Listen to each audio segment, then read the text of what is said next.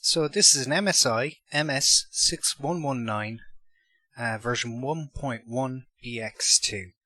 It's a slot 1 motherboard, and as you can see we've got a Pentium II 350 MHz.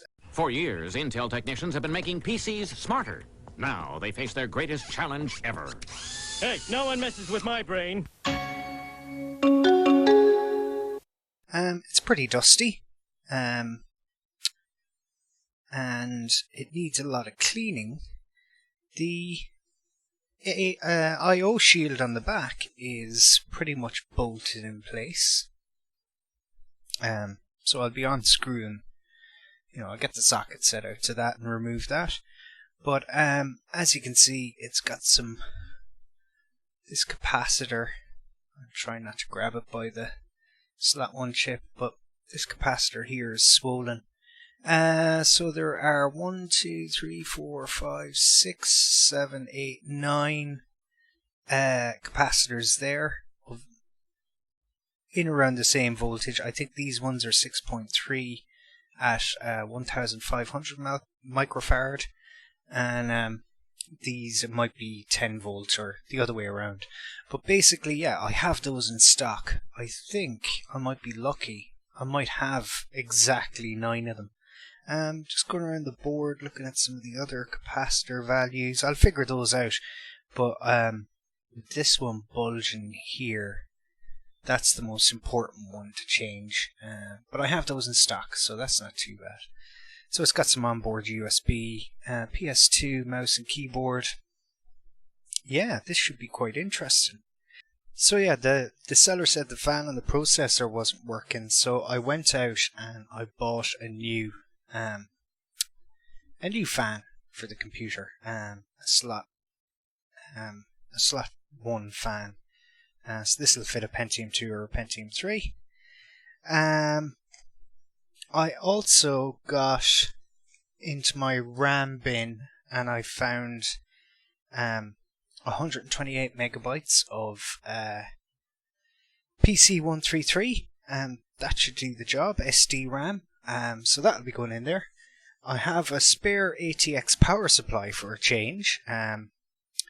Probably needs a new fan in it. It's not that old, it's only about 3 years old. It's a Corsair one, so I've got a converter to take the pin count down to the appropriate number, so that should do the trick. And as an extra added bonus, I have a new DVD drive. This is an AsusTek 40, 12, 48 speed, depending on the media, I guess. It's quite a heavy one. It's got like someone put F on it there, so they obviously had this set up as their F drive. They probably had more than one. But yeah, it's an AsusTek model number CRW /4012A. So yeah, it's a nice IDE drive that will be pairing with this machine. I have a ton of floppy drives, so I'll just have to dig out whichever one I come across. I've looked at these MSI boards and they can go for quite a bit. Any name brand, slot 1 or Super Socket 7 boards of this vintage go for quite a price. If it's Asus or MSI or Gigabyte, they tend to fetch a high price. But because this one needs some work and had a bolted on I/O shield, I just couldn't say no. There's the kind of repairs that I can do, I'm well able to do. So yeah, let's hope that's all we find. So I've got the Pentium II processor out, but the thing with it is, I was going to try and get strip it down to a bare bones PCB and clean everything, but as it transpires, the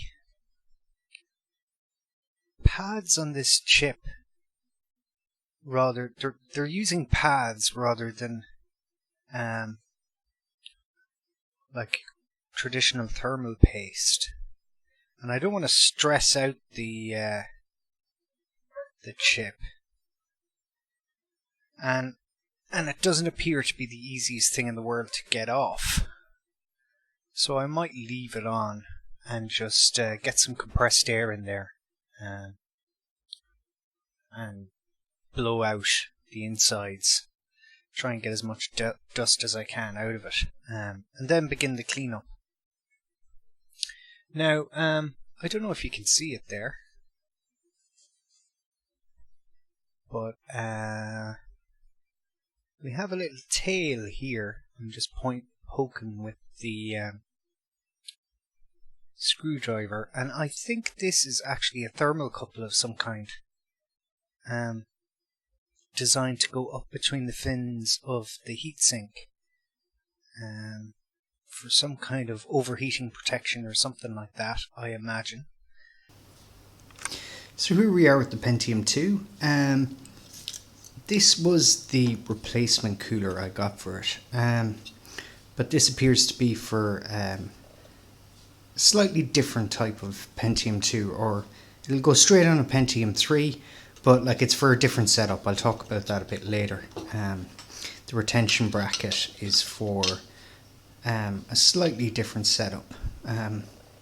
Back in the day, you used to be able to get these boards, the SECC board with like a regular style socket on it, and you could put your own processor in it and mount the cooler that way. But yeah, the problem was that the fan was dead, and I'll show you the fan. And there you go. No wonder it's dead. You can see some scorch marks there. It's just burnt out. It's a cheap Cooler Master fan, but it's dead. So I'll throw that one out. I stole the fan off that one, and it's on here now. Cleaned it, blew it out with air.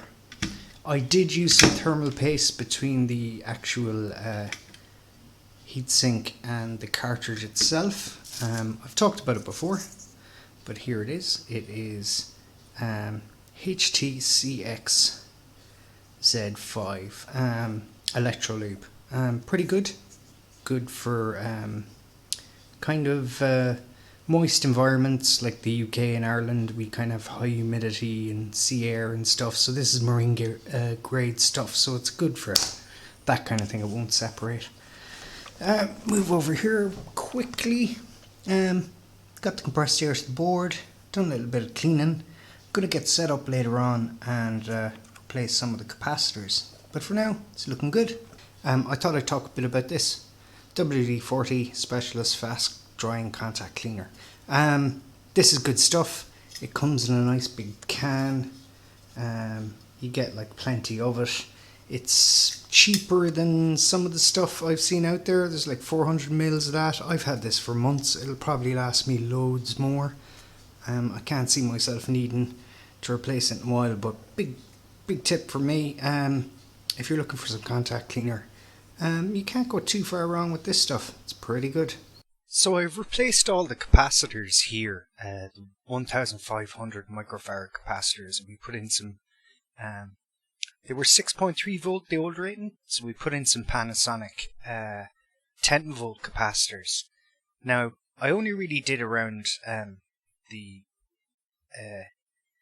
power connector here, and these ones. I also did two 1000, if I can get them in shot there. The ones down here by the RAM, I also did those guys, 1000 microfarad capacitors. So they're Panasonic. Wait and I just see what brand the old ones were. Chissy. Random brand. But yeah, as you can see down in this area of the board, we still have those green ones. So in the near future, I will be replacing those. I mightn't do all the tiny capacitors like these guys here. I might leave those because I'd say they're probably okay. But I will replace these larger ones you see here down around the PCI and ISO slots. I will replace those. Other than that, we have 128 megabytes of PC133 RAM, and we got a new CR2032 battery in there. I rigged up, I'll try and get it shot for you. So you can see these jumpers here. One is for the power on switch from the case, and I just rigged up this little switch here so that we can power on and off the board once we have it set up on the tabletop, on the bench kind of setup. So yeah, so that's everything ready to go with the main board and the CPU. So I decided to put this system in a case, and I have been using this beige kind of retro-ish case for a Pentium IV Windows XP build. And as you can see with the black drives and that, it isn't really suited to a kind of XP generation or Pentium IV generation machine. So I can keep my eyes open for a more kind of modern ATX style case for this machine, and use this one for the Pentium II. It's not going to win any beauty contests or anything like that, but I think it's, all in all, probably the better case for a Pentium II rather than a Pentium IV machine. So after setting out all the components, hooking them up, making sure everything was working, and formatting a hard drive, it was time to strip down the old case and get the new components installed.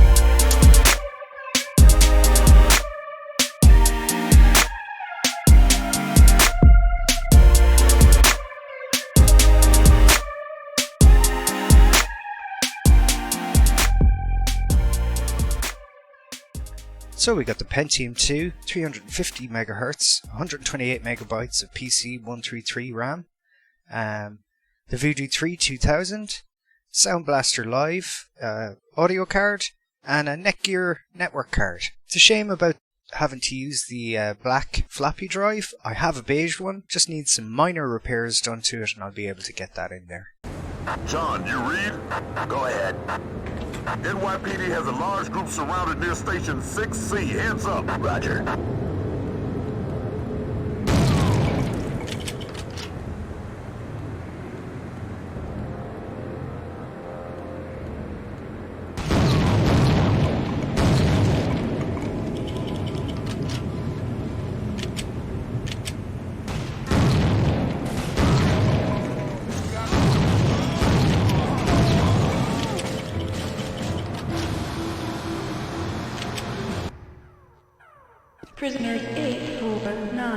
Escaping. Security breach detected.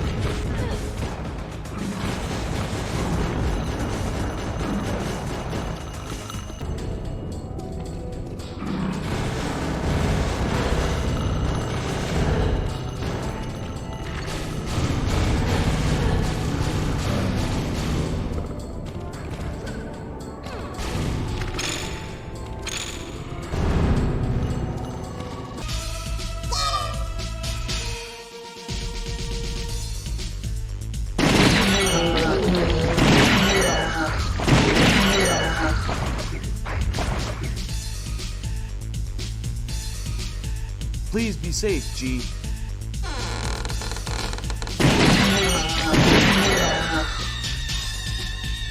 How could anyone do this?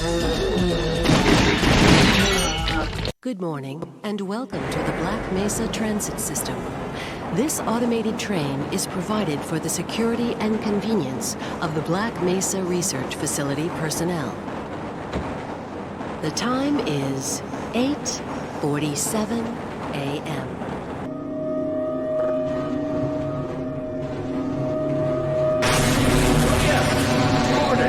Get away from the shutting down.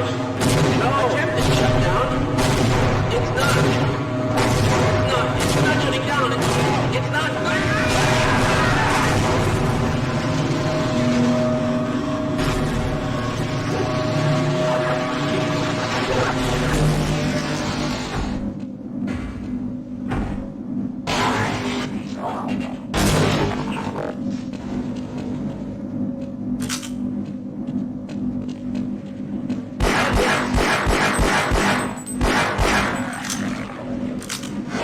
As far as I go.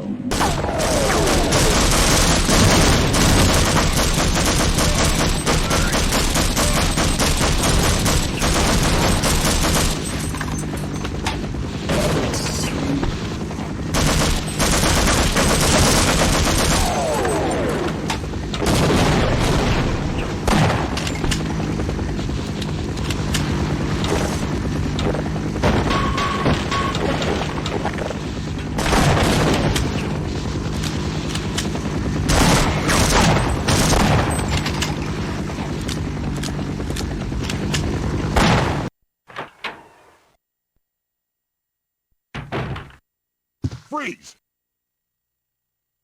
Who are you? What are you doing here? Don't shoot! I'm a human!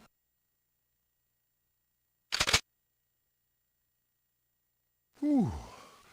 Sorry about that, babe. I thought you were one of them. What's going on in this town? Hold on. I ain't got no clue, darling. By the time I noticed something was wrong, the entire city was infested with zombies.